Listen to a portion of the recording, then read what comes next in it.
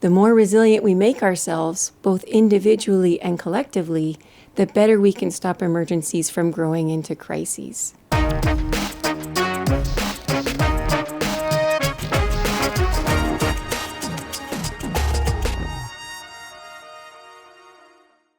Resilience is a broad term, but for NATO it means everything in our societies that helps us function in the face of adversity. From natural disasters, the man died here, to cyber attacks, disinformation campaigns, hybrid threats, and even armed conflict. Having strong civil resources, infrastructure, and governments improves our ability to cope. For over 70 years, ever since NATO was created, resilience has been central to our nation's idea of peace and security. We live today in open societies with integrated, often privately owned services. Our governments and armed forces increasingly rely on the commercial sector for 90% of military transport, 70% of military communications, and 75% of host nation support for military operations.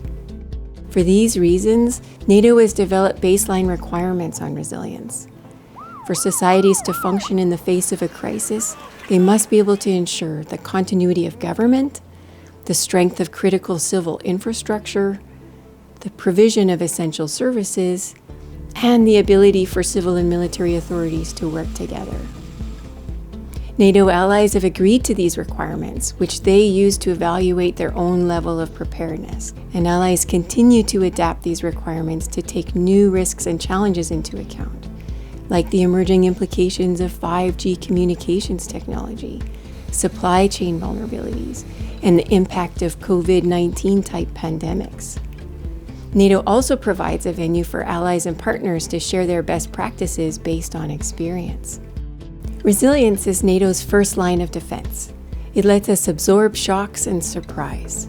If we're resilient, we are better prepared for the unexpected. As the American inventor and intellect Benjamin Franklin said, "By failing to prepare, you are preparing to fail."